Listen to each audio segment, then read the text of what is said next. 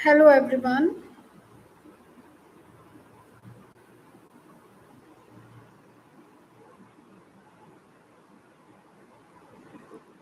Hello everyone. Hello.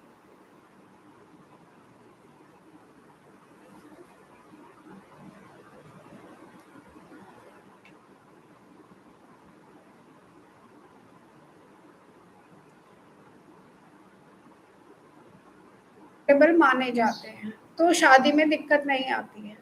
Even अगर मंगल जैसे मैंने बताया जहाँ खतरनाक होता है अष्टम में सबसे ज्यादा होता है, दूसरा नंबर पे आता है सप्तम भाव में। सप्तम भाव में अगर मंगल बैठ जाता है तो व्यक्ति अपने पार्टनर को बहुत ज्यादा गुस्सा करता है, मारपीट करता है, यहाँ तक कि उसको मार भी सकता है मंगल सप्तम का। तो इसलिए सावधान रहने की ज़रूरत है। 2 भाव में मैं कहूँगी कि सावधान रहिए और बच के रहना है। शादी जिससे भी आप करने जा रहे हैं, उसकी कुंडली का विश्लेषण कराना इसीलिए ज़रूरी होता है। अब आप बात करेंगे कि मांगल दोष की बात करी हमने। मांगलिक अगर मांगलिक लड़की नहीं मिल रही है और मांगलिक जब दोष होता है तो शादी होने में भी थोड़ा-सा दिक्कत आती है।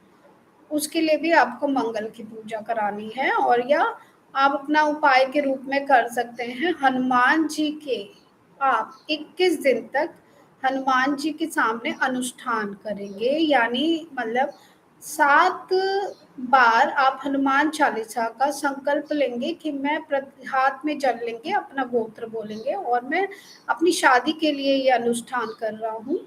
और हाथ में जल लेकर आप जल को बोलेंगे मेरा नाम ये है और मेरा गोत्र ये है, मैं 21 दिन तक आपका अनुष्ठान करूँगा अपनी शादी के लिए। तो हनुमान जी के सामने आपको प्रतिदिन एक समय पे हनुमान चालीसा का पाठ करना है शादी के लिए। 21 दिन 21 लगातार 21 दिन मंगलवार से शुरू करके 21 दिन तक ये कार्य करना है।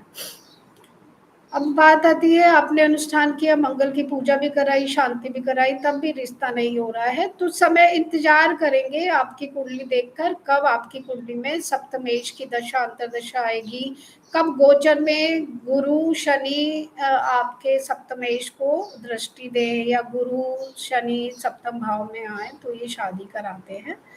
इसके साथ ही शादी की बात हमने दोष की बात हम लोग कर रहे हैं तो दोष में दूसरा दोष आ जाता है काल शब्द दोष का।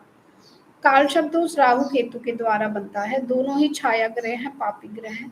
जब भी इन दोनों ग्रह के बीच में सभी ग्रह की स्थिति आ जाए या सभी ग्रह इन दोनों के अंडर में आ जाए तो भी एक कालशब्द दोष का निर्माण हो जाता है। कालशब्द दोष की पूजा शांति ही करानी पड़ती है। तो नहीं तो इसके बहुत बुरे प्रभाव आपको जीवन में मिलेंगे। मृत्यु तुल्य कष्ट काल शब्द दोष देता है। मृत्यु तुल्य कष्ट रहता है, व्यक्ति की को किसी काम में सफलता नहीं मिलती है, हर जगह से उसको निराशा हाथ लगती है और इस दोष का उपाय कराना चाहिए। अब बाकी दूसरे दोष की बात करते हैं, वो भी राहु और केतु के द्वारा बनते हैं जिसे कहते हैं ग्रहण दोष। तो राहु जब भी चंद्र के साथ आएगा तो ग्रहण दोष, राहु जब भी सूर्य के साथ युक्ति बनाएगा कुंडली में तो भी ग्रहण दोष बनेगा। इसी के साथ केतु जब सूर्य के साथ आएगा तो भी ग्रहण दोष बनेगा और जब भी चंद्रमा के साथ केतु आएगा तब भी ग्रहण दोष बनेगा। ये दोनों राहु केतु पापी ग्रह है। ये दोनों चंद्र और सूर्य को ही ग्रहण क्यों लगाते हैं, क्योंकि प्राचीन कथा प्रचलित है कि समुद्र मंथन के दौरान जब देवता अमृत पान कर रहे थे तो राहु जो भी राक्षस का रूप था तो उसने अमृत पान कर लिया था। स्वर भानु राक्षस थे तो नाम तो उन्होंने जब ये रूप बदल के अमृत पान करने जा रहे थे तो इसकी जो खबर थी इसके बारे में सूर्य और चंद्रमा ने विष्णु जी को इसके बारे में बताया, जिससे नाराज हो गए दोनों और विष्णु जी नाराज हुए और उन्होंने उसको सर उसका धड़ से अलग कर दिया। तो सर का हिस्सा राहु और धड़ का हिस्सा केतु बन गया। अब बात आती है कि वो बदला लेते हैं, उनको ग्रासते हैं एक तरीके से सूर्य को और चंद्र को, राहु और केतु। लेकिन इनको जो है ब्रह्मा जी ने इनको फिर वरदान दिया, तो इनकी भी गणना की जाती है कुंडली में। और आज के कलयुग में राहु बहुत महत्वपूर्ण है। किसी के भी जीवन में कुछ भी आना है वो राहु ही लेकर आते हैं। तो कलयुग का राजा है राहु।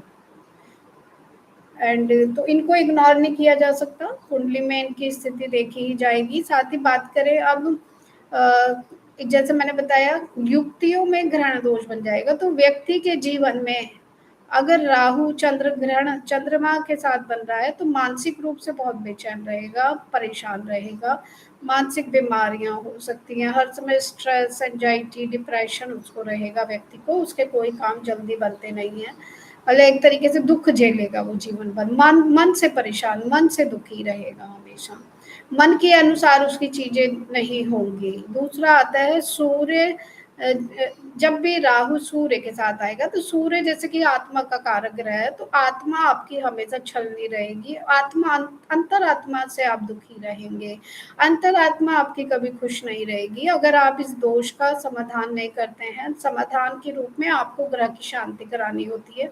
इस दोष के मंत्रोच्चारण, राहु केतु के मंत्रोच्चारण करे जाते हैं शांति के लिए। तो राहु केतु का ये हुआ ग्रहण दोष बनाने का। दूसरा आपकी कुंडली में कालशप दोष है, ग्रहण दोष है, मांगलिक दोष है, तो ये प्रमुख दोष है। पितृ दोष भी आते हैं कई बार कुंडली में, पितरों की वजह से भी, ये भी राहु और केतु की वजह से ही बनते हैं। इसका भी समाधान पितृ दोष का पूजा कराई जा सकती है। इस तरह कुंडली में कई प्रकार के दोष बनते हैं।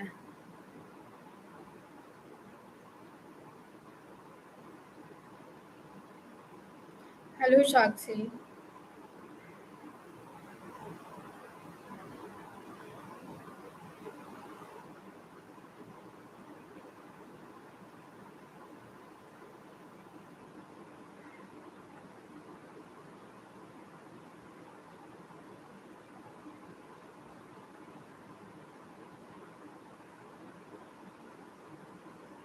दूसरा एक दोष बनता है लंपट दोष, मतलब राहु और शुक्र की युक्ति के द्वारा ये दोष बनता है। तो लंपट दोष जब भी बनेगा जब भी राहु शुक्र के साथ आ जाएगा। माना तो यही जाता है जब भी शुक्र और मतलब जब भी राहु किसी भी ग्रह के साथ बैठ जाते हैं कुंडली में तो एक तरह का दोष ही बनाते हैं। तो उसमें राहु जो है शुक्र के साथ बैठ के लंपट दोष बनाते हैं। व्यक्ति का एक्स्ट्रा मैरिटल की तरफ ज़्यादा झुकाव रहेगा, वो एक पार्टनर से सेटिस्फाइड नहीं रहेगा, उसको कई पार्टनर जन्म में बनाने हैं, और इसका उपाय भी किया जाए तभी इस दोष से मुक्ति मिलेगी।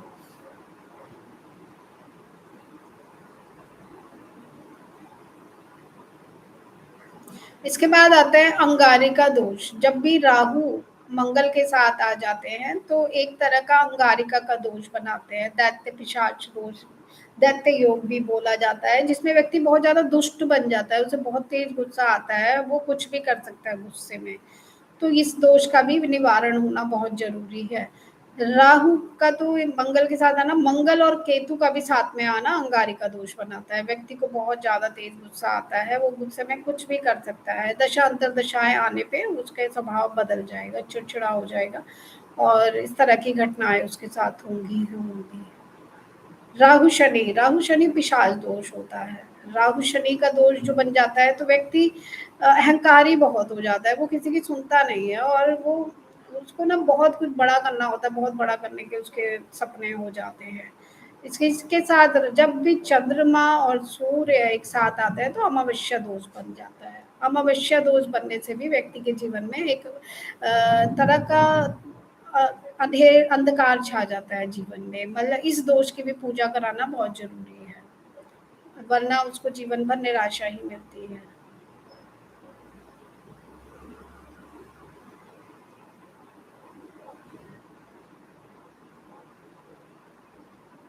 हेलो अजय कुमार।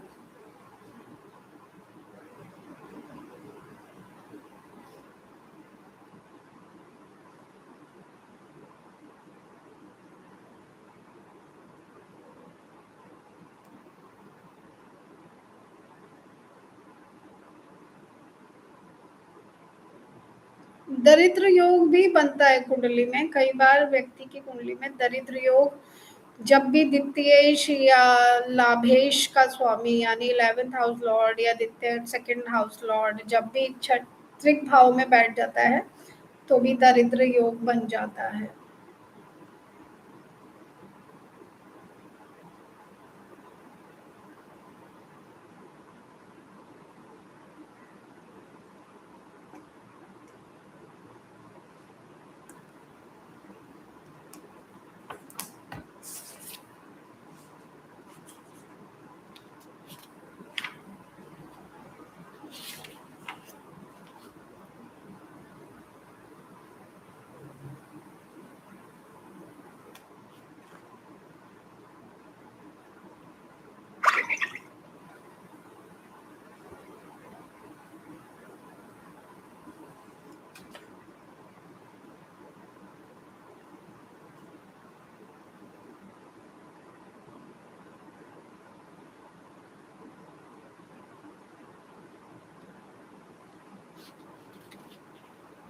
हेलो अनमोल।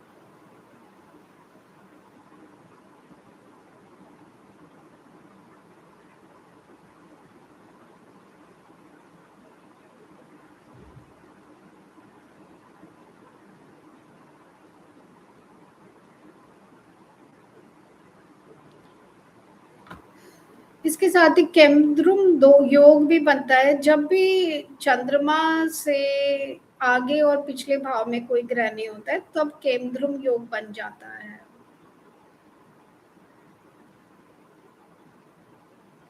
ये बहुत ज्यादा गरीबी दिखाएगा, संघर्ष व्यक्ति के जीवन में आएगा, अकेलेपन का उसको सामना करना पड़ता है जब भी चंद्रमा के आगे और पीछे कोई ग्रह में कोई ग्रह ना हो तब ये दोष बनता है। और या आपकी कुंडली में चंद्रमा की पोजीशन ना जब भी 6, 8, 12 में होगी तो भी व्यक्ति के जीवन में निराशा रहेगी और मन की शांति नहीं होगी।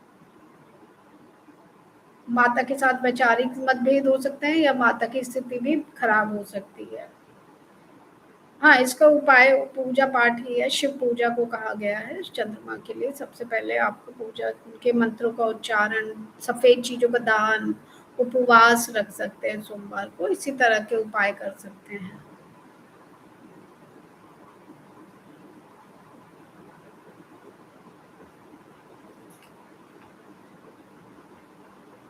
Hello Divine, welcome. Hello Saumya.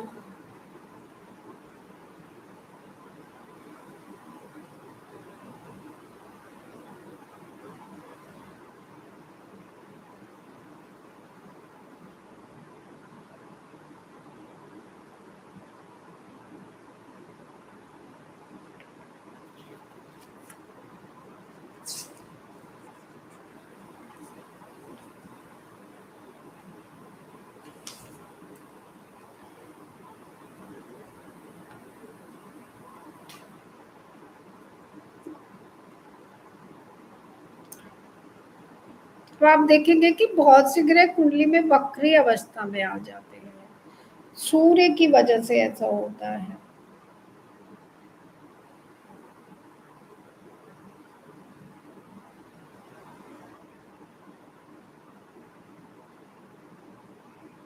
जब कोई ग्रह अपनी निश्चित गति से चलते हुए पृथ्वी के सापेक्ष पीछे रह जाता है अर्थात पृथ्वी आगे निकल जाती है तब देखने में यह ग्रह उल्टा चलता हुआ प्रतीत होता है, उसे ही वक्री ग्रह कहा गया है। गुरु को छोड़कर शेष कोई भी ग्रह वक्री होने पर अशुभ फल ही प्रकट करते हैं।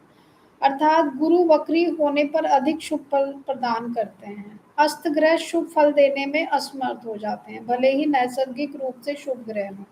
सूर्य और चंद्र कभी भी वक्री नहीं होते हैं और राहु और केतु हमेशा वक्री ग्रह ही रहते हैं।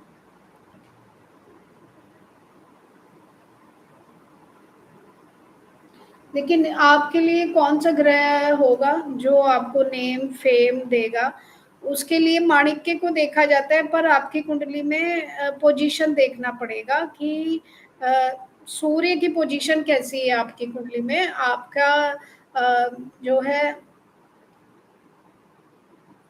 त्रिकोण भाव का स्वामी होना चाहिए तो बहुत अच्छा रहता है। बाकी षोडश वर्ग में सूर्य की पोजीशन अच्छी होनी चाहिए, तभी आप माणिक्य धारण कर सकते हैं, तो इससे नेम फेम सब कुछ मिल सकता है। सूर्य कारक है नेम फेम का। स्टोन मैंने जैसा बताया उनका रूबी जेम स्टोन है।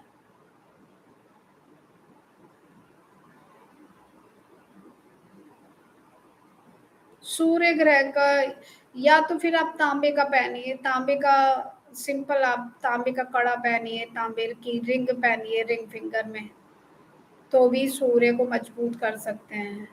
यानी फेमस होने के लिए सूर्य को मजबूत करना बहुत जरूरी है। आप मुझे ये पोजीशन बताएं सूर्य की कुंडली में क्या है, लग्नेश क्या है आपका? हाँ राधिका पूछ सकते हो आप, और फिर से एनर्जी एक्सचेंज करके पूछना।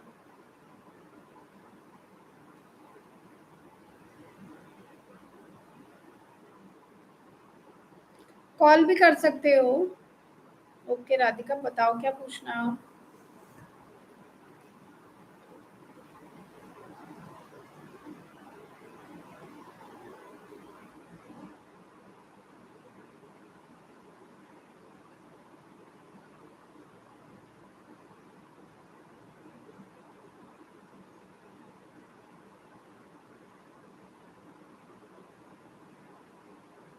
ठीक है मैं देख लेती हूँ।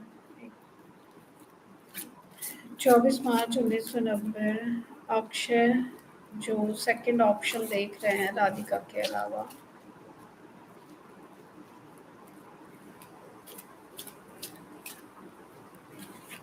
वो क्या खत्म हो जाएगा दूसरा ऑप्शन, उसका एंड हो जाएगा। हाँ उसका एंड हो जाएगा ठीक है। कब तक आपने पूछा है?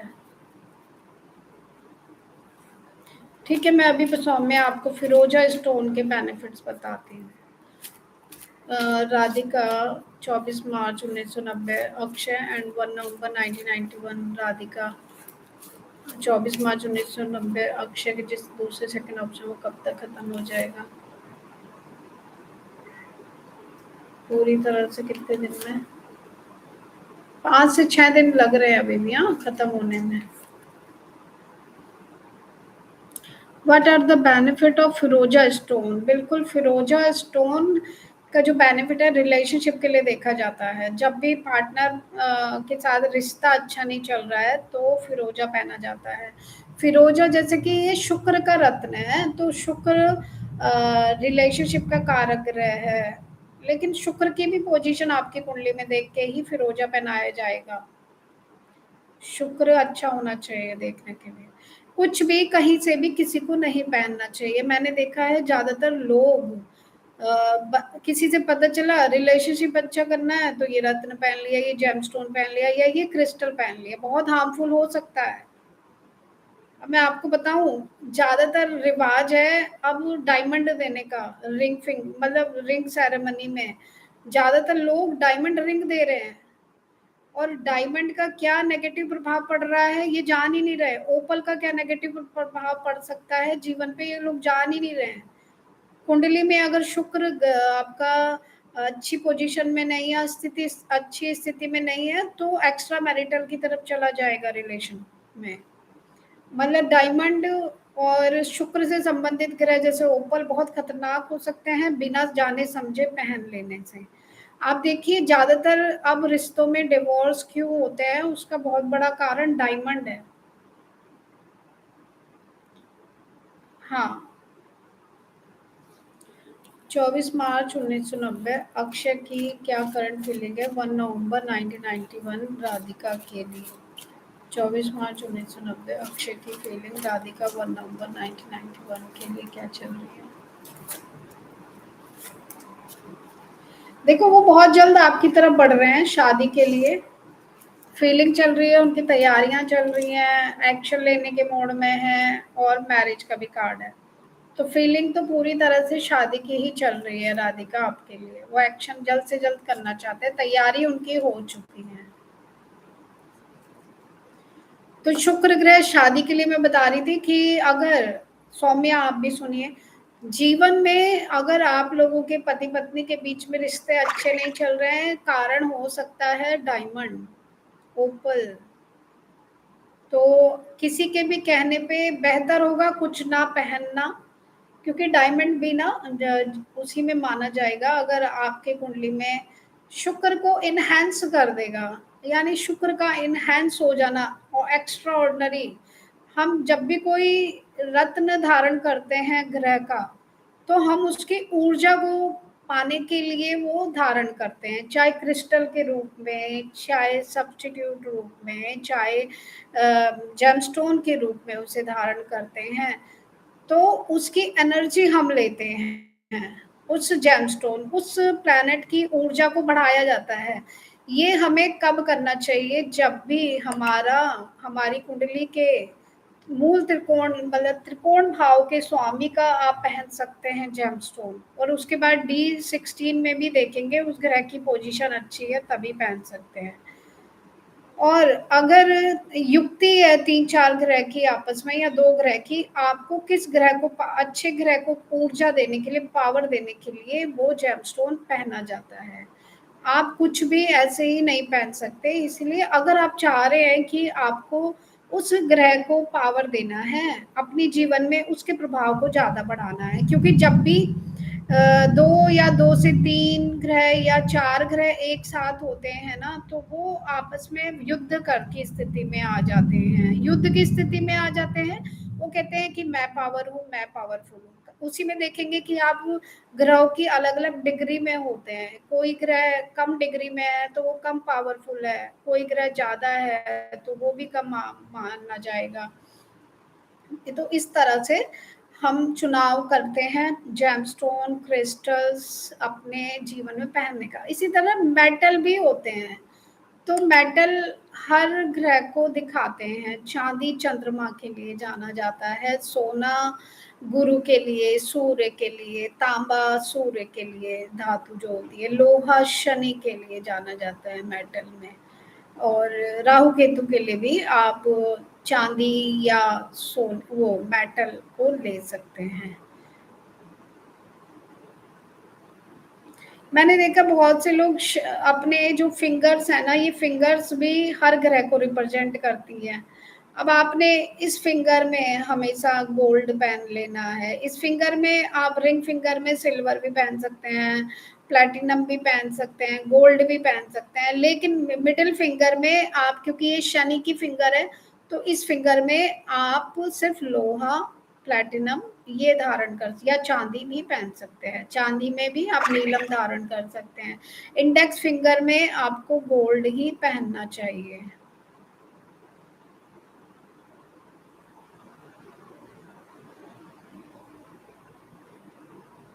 इंडेक्स फिंगर में आपको सिर्फ गोल्ड पहनना चाहिए।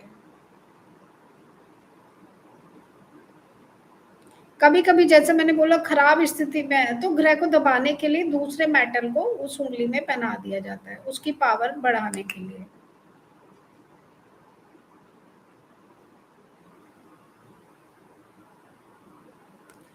अब आपके कोई क्वेश्चन है तो पूछ सकते हैं सभी लोग। हेलो मानस।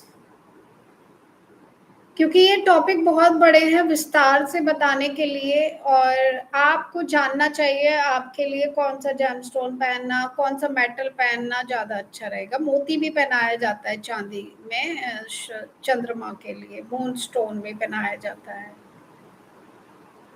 आजकल बड़ा चल गया है, हर कोई देखो पाइराइट पहन रहा है, पाइराइट के हॉर्सेस, पाइराइट के ब्रेसलेट्स, लेकिन हर कोई ये नहीं जान रहा पाइराइट जो है ना क्रिस्टल, वो शनि को रिप्रेजेंट करता है, शनि का रत्न है, शनि का क्रिस्टल है, शनि की धातु शनि का है। तो शनि अगर आपकी कुंडली में अच्छे नहीं है और आपने पाइराइट को पहन लिया तो वो उसके नेगेटिव फल ही आपको मिलेंगे। आप तो उसको ले आए कि मेरे जीवन में पैसा आएगा, धन दौलत आएगा, लेकिन आपको ये भी देखना चाहिए कि वो आपके लिए सुटेबल है कि नहीं, अकॉर्डिंग योर चार्ट।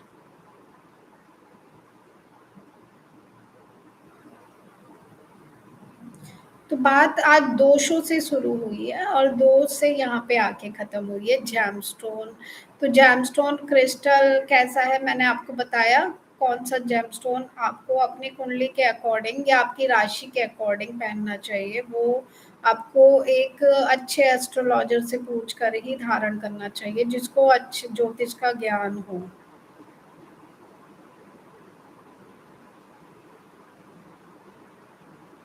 वरना कोई फायदा नहीं है। गलत स्टोन पहनने से अच्छा है पहनो ही मत। मैं तो कह रही हूँ अपना सत्यानाश कर लेते हैं जो लोगों को पता ही नहीं है कि क्या होगा वो जेमस्टोन पहन के। किसी ने बोला, किसी का देखा देखी वीडियो देखा, वीडियो बहुत बन रही है, फेक वीडियो बन रही है। वो उनको तो अपने व्यू से मतलब है, अपने सामान बेचने से मतलब है। वो तो चाहेंगे ही कि आप ले लो, अरे नहीं नहीं आपको बहुत फायदा करेगा, ये पहन लो वो पहन लो। ऐसे नहीं करना चाहिए। ये मैंने अपने जीवन में भोगा है, क्योंकि मैंने अपने जीवन में शुरुआत में मुझे नहीं ज्ञान था तब ज्योतिष का, तो मैंने किसी के बताने से पहन लिया था। ओपल पहना, डायमंड बहुत पहने, जिसका मुझे बहुत नेगेटिव प्रभाव मिला अपने जीवन में। तो मैं नहीं चाहती लोग ऐसी गलती करें और अपने जीवन में गलती यही एक गलती हो जाती है व्यक्ति से कि उसके पूरी जीवन प्रभावित हो जाता है इन सब गलती से। हेलो रुचि।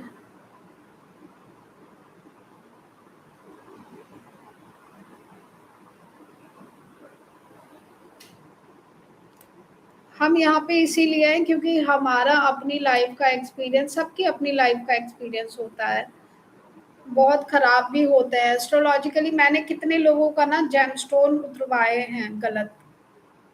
गलत नहीं पहनना है कुछ भी, बेहतर होगा कुछ भी ना पहनना। इसीलिए कहा गया है ग्रहों को मत छेड़िए, वो छेड़ना ही हो जाता है। आपकी कुंडली में वो ग्रह खराब है, आपने उसकी नेगेटिव ऊर्जा को और बढ़ा दिया, यानी कि खराब ग्रह की ऊर्जा और दे दी, यानी वो अब और बुरी तरह से आपके जीवन में रुकावटें परेशानियां लाएगा।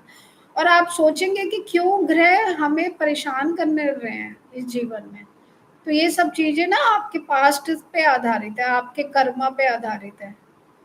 और जब कोई एस्ट्रोलॉजर, जैसे हम आपके जीवन में इंटरफेयर करते हैं, आप हमारे पास आते हैं, पूछने आते हैं मैम मेरे को जीवन में ये परेशानी है वो परेशानी है, तो हम जब देखते हैं ना कुंडली, तब वो ग्रह हमारे पर भी हावी होता है। आपका आपकी कुंडली का ग्रह वो कहता है मुझे तो इसको ये कष्ट देना ही देना है।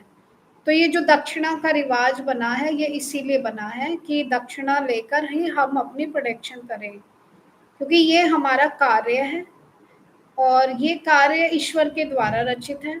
हर कोई एस्ट्रोलॉजर नहीं बनता, बल्कि ज्योतिष को चुना जाता है प्रकृति के द्वारा।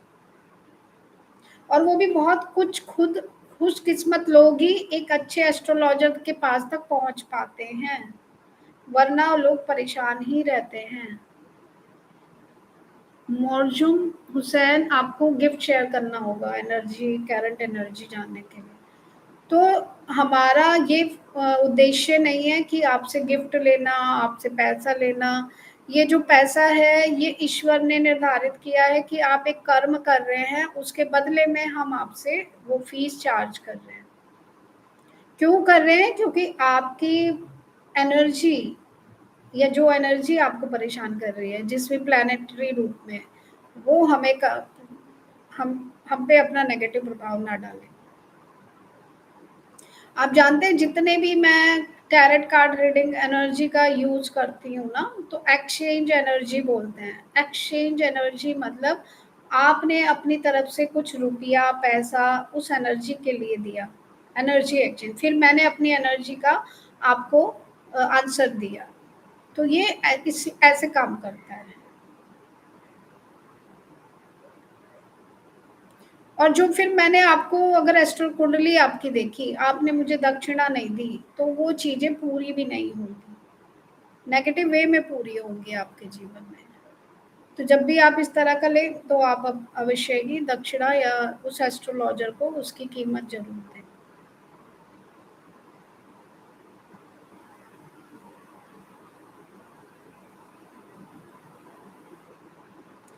Okay. Hello Kunal. Hello. Hello everyone.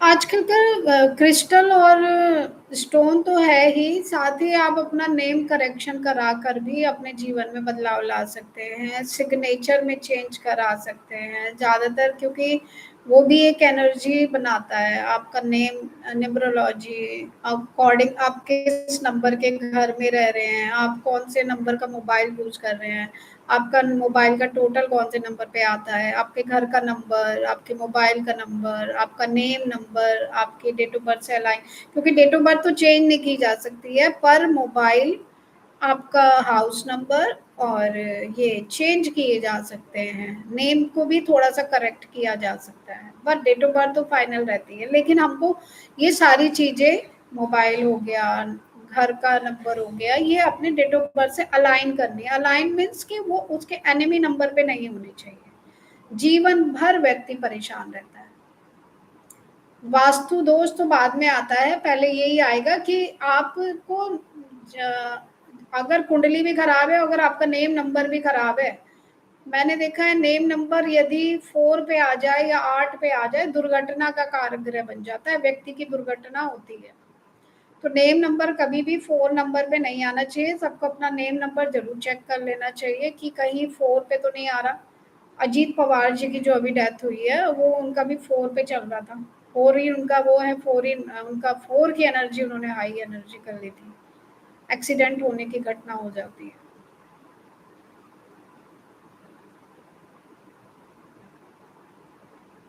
ये ईजी तरीका है ना? ये ईजी वे है, जल्द से जल्द अपने को रिजल्ट पाना है तो। न्यूमरोलॉजी आपकी जल्दी प्रोडिक्शन कर देती है। अंक ज्योतिष, जो कि अंकों से फटाफट प्रोडिक्शन हो जाती है या समाधान मिल जाता है। कुंडली का तो विश्लेषण बहुत डीप करना पड़ता है, डीप एनालाइज करना पड़ता है, तब किसी के बारे में पता चलता है।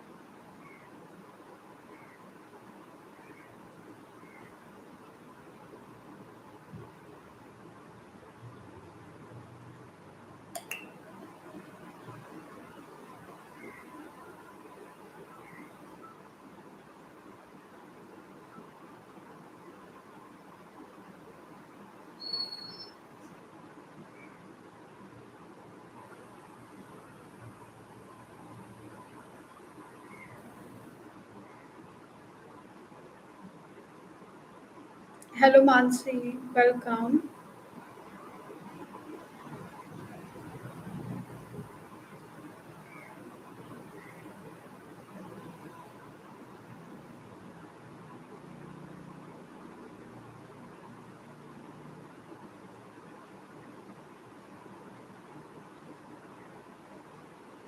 Hello. Hello Malvika. Hello Mansi. Mansi, I wanted to know about my relationship situation in the future. Mansi, energy exchange करो please. गिफ्ट शेयर करो।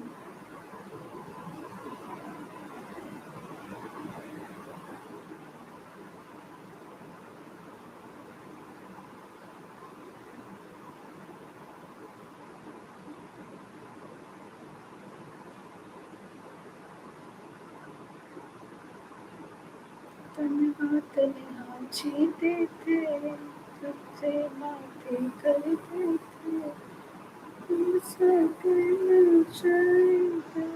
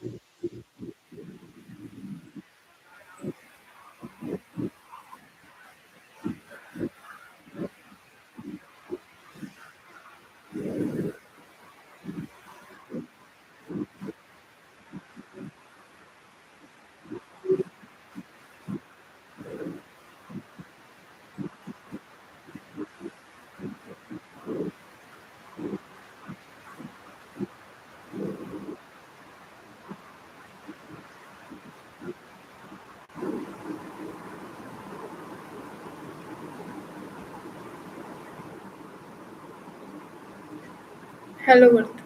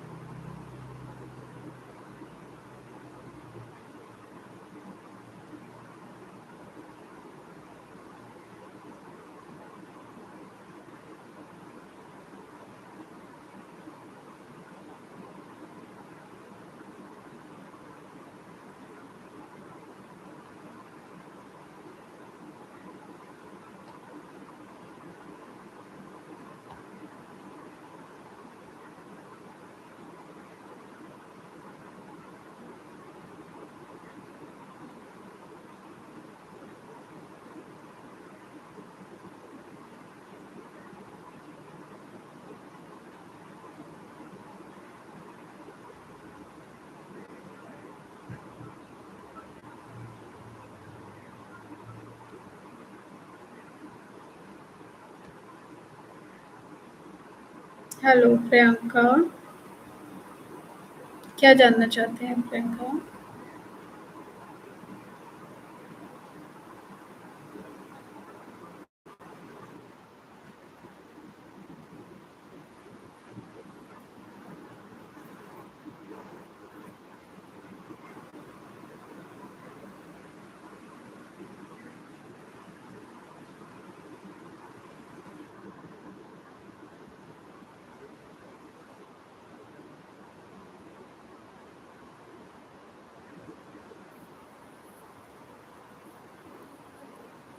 प्रियंका गिफ्ट शेयर कीजिए।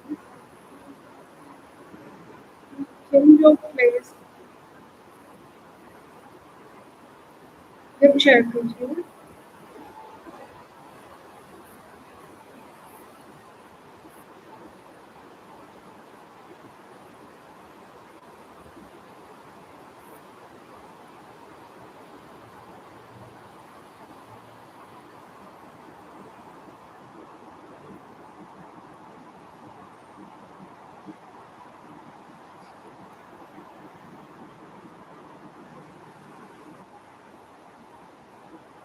Priyanka gift share.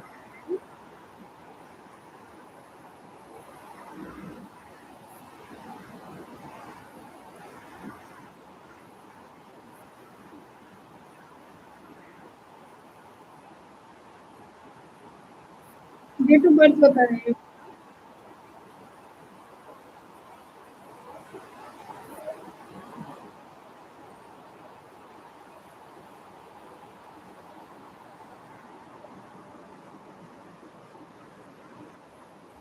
Date of birth बताएं।